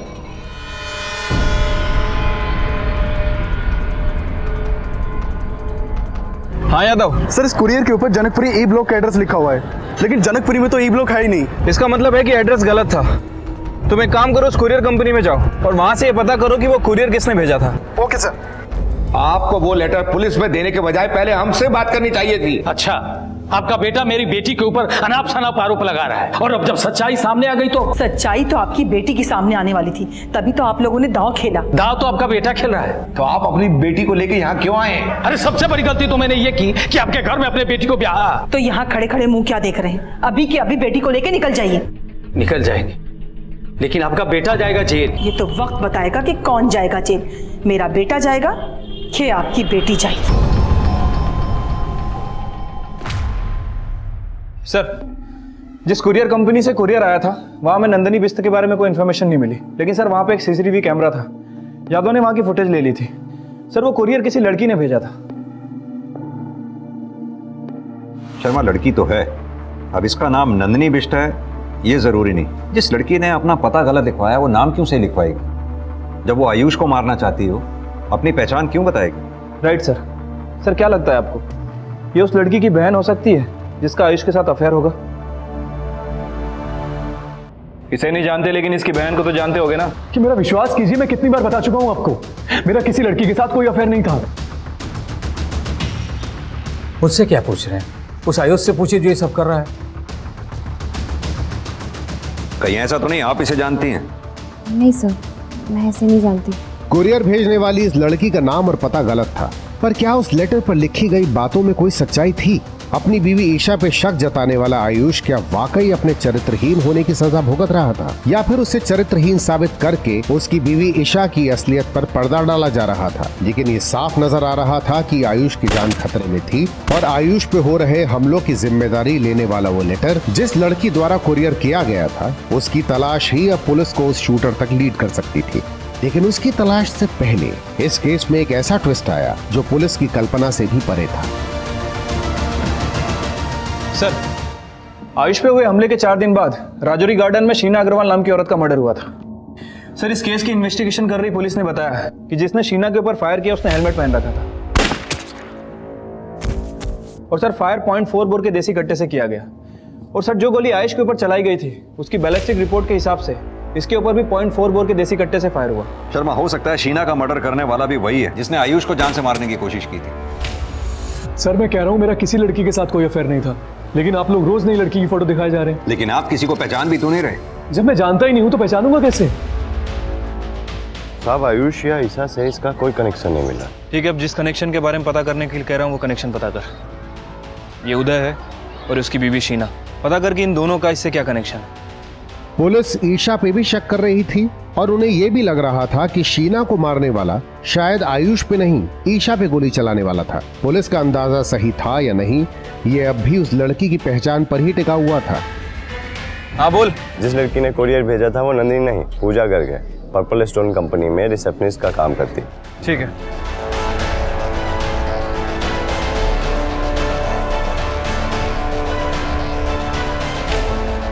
सर, मैं मानती हूँ कि मैंने वो कुरियर किया था, लेकिन मुझे अभिषेक ने कहा था वो कुरियर करने के लिए। कौन अभिषेक? सर, वो एक एस्टेट एजेंट है। जब भी हमारे क्लाइंट्स को घर या फ्लैट चाहिए होता है तो हम अभिषेक को ही कांटेक्ट करते हैं। मुझे नहीं पता था कि उस कुरियर में कुछ गलत था। मैं ना किसी आयुष को जानती हूँ ना ईशा को। मैंने जो किया अभिषेक के कहने पे ही किया। सर, रहता कहाँ है ये अभिषेक?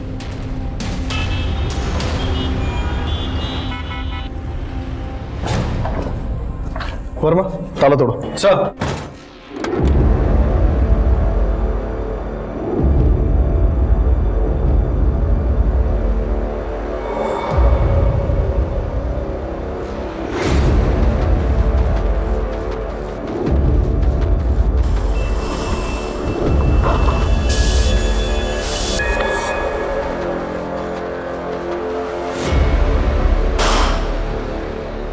हाँ शर्मा, बोलो।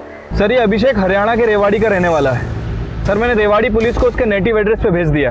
लगता नहीं वो रेवाड़ी में मिलेगा। इस अभिषेक की सारी कुंडली निकालो। नहीं, मैं नहीं जानता इसको। सच बोल रहे हो? कहीं ऐसा तो नहीं कि उस लड़की का भाई है जिसके साथ तुम्हारा? देखिए, मैं कितनी बार आपको बता चुका हूं कि मेरा किसी लड़की के साथ कोई अफेयर नहीं था, लेकिन आप समझने की कोशिश ही नहीं कर रहे। जानती हो इसको? नहीं सर।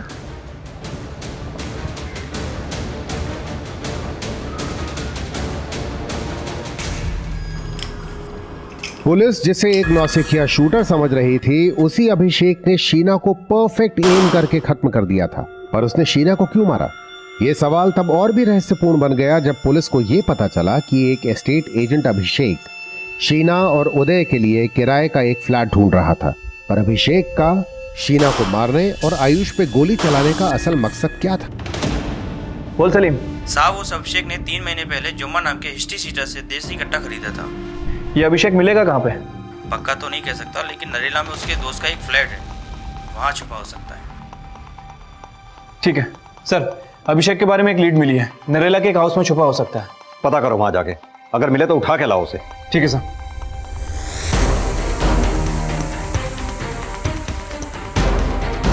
सब अलर्ट रहना वहां पे।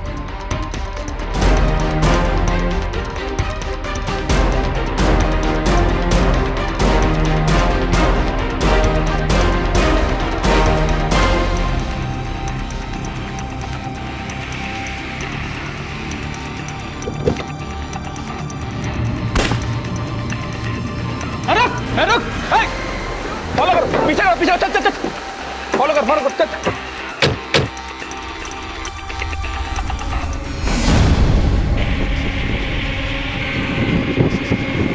Fast fast fast fast. Yes sir. वो मिंटो रोड से आगे निकल रहा है, हम उसे फॉलो कर रहे हैं, तुम आगे से ब्लॉक करो उसे। Okay sir.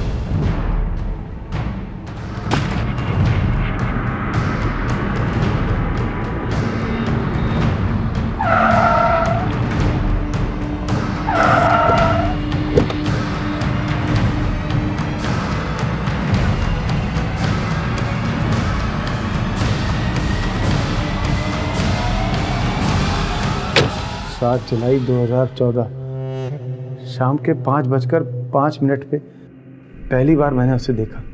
बहुत सुंदर लग रही थी, देखते ही प्यार हो गया। Love at first sight. Isha के लिए बावला हो गया था मैं, अंदर ही अंदर उसे बहुत प्यार करने लगा था मैं। पर ये सारा प्यार अंदर ही रहा, कभी हिम्मत ही नहीं पड़ पाई कि मैं उसे बता पाऊँ कि मैं उसे कितना प्यार करता हूँ। मैं उससे पक्की सेटिंग करना चाहता था, इसके लिए मैंने उसका नंबर भी पता लगाया, उसको कॉल भी करता था उसकी आवाज़ सुनने के लिए, लेकिन उसने मेरा नंबर ही ब्लॉक कर दिया। लेकिन मैं वहाँ नहीं रुका, मैं उसको चोरी छुपे गिफ्ट देने लगा। लेकिन ना वो कभी जान पाई कि मैं कौन हूँ, और ना ही मैं बता पाया कि मैं उसे कितना चाहता हूँ। सर, कोई मुझे गिफ्ट्स देकर परेशान तो करता था, बट मुझे कभी पता नहीं चला कि वो कौन है।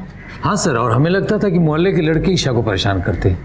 परेशान नहीं करता था साहब, प्यार करता था। इसीलिए तूने ईशा से शादी करने के लिए रिश्ता भिजवाया। अगर इस लड़की के साथ आप हमारा रिश्ता करा देंगे ना, तो हम आपको इतने पैसे देंगे जितने आपको खुद की शादी में दहेज के रूप में भी नहीं मिले होंगे। और जब ईशा ने तेरे से शादी करने से मना कर दिया तो उसके पति आयुष को जान से मारने पर उतारू हो गया। कभी तूने ये भी सोचा वो गोली आयुष को ना लग के अगर ईशा को लग जाती तो क्या होता? अगर ऐसा होता साहब तो मैं खुद को गोली मार लेता। तो फिर शीना को क्यों मारा? उस पे गोली क्यों चलाई? वही तो जड़ थी सर, उसी की वजह से मैं और ईशा एक नहीं हो पाए।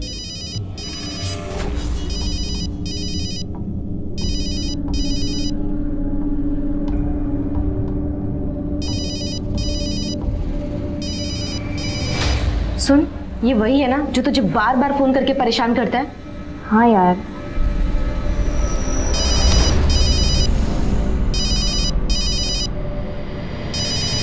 कौन है तू और क्यों बार बार ईशा को फोन करके परेशान करता है? जी, आप कौन बोल रही हैं? तेरी माँ बोल रही हूँ। ठीक है मैडम, माँ पे मत जाइए आप, मुझे तो सिर्फ ईशा से दोस्ती करनी है। सुन, अगर तूने इसे दोबारा फोन किया ना तो सीधा पुलिस का फोन आएगा तेरे पास, समझा? शीना की वजह से मेरी और ईशा की लव स्टोरी शुरू होने से पहले ही खत्म हो गई। मैंने शीना को ईशा के साथ देखा था, मैं समझ गया कि इसी ने मुझे फोन पर धमकाया था। जी में तो आया था कि मैं उसे मार दूं, लेकिन तभी वो काम छोड़कर वहां से चली गई थी। जैसे ईशा की शादी हुई मैंने सोच लिया था कि मैं उसे विधवा कर उसका पुनर्विवाह खुद से करा लूंगा। मैं ईशा को विधवा नहीं कर पाया, लेकिन शीना मुझे दिख गई। उसके पति को किराए का फ्लैट चाहिए था, जिसके लिए वो शीना के साथ मुझसे मिलने आने वाला था। शीना मुझे नहीं जानती थी, पर मैं शीना को पहचान गया। और जब आयुष को गोली मारने के बाद भी नहीं मार सका तो मेरा माथा घूम गया, और उसी फ्रस्ट्रेशन में मैंने शीना को गोली मार दी। तूने शीना को सिर्फ इसलिए मार दिया क्योंकि 3 साल पहले उसने तुझे ईशा को परेशान करने से मना किया था, डांटा था तुझे। मैंने जो कुछ भी किया साहब वो ईशा के प्यार में किया। और प्यार की गणित ऐसी ही होती, 2 में से अगर 1 ना कर देना कुछ नहीं बचता साहब। फिर तू प्यार के गणित को समझा ही नहीं। प्यार का गणित सही तब होता है जब 2 लोग मिलते हैं, उसमें ना कोई एक होता है और ना ही किसी तीसरे की गुंजाइश होती है।